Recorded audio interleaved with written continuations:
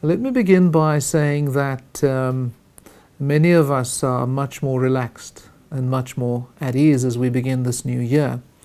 And that is simply because of outstanding preparations that have been made in the second half of last year to avoid the unpleasant rush that we typically have at the beginning of the new year.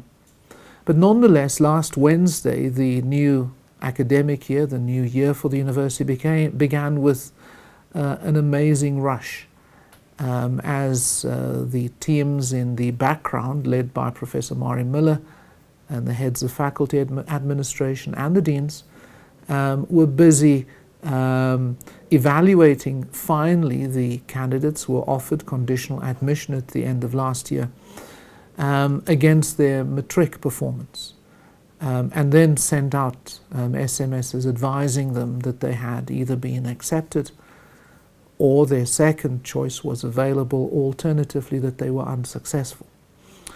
And so that all started off with a rush, and I'm today deeply indebted and especially grateful to those teams who did such sterling work in the background. Of course, in addition to that, we had designed a Mobi site, which has turned out to be an amazing success until now. And in the background also a significantly enhanced call center to handle the volume of calls. Of course, I must admit that we in the first few days had some 30,000 calls that we were able to take care of. But there was probably around 40,000 calls that we dropped. And this is despite the fact that we had 50 students who were trained at the end of last year and are doing exceptionally well as call center agents for us.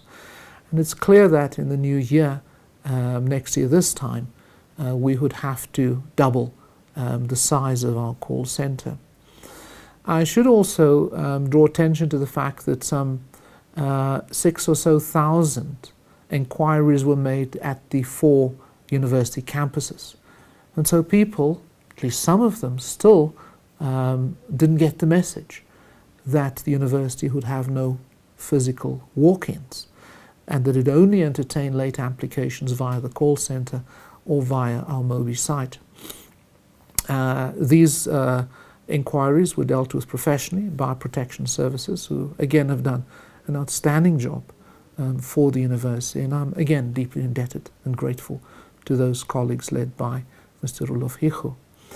And so overall, as I stand here today, I do so in a much more relaxed mood, although I know much lies ahead of us.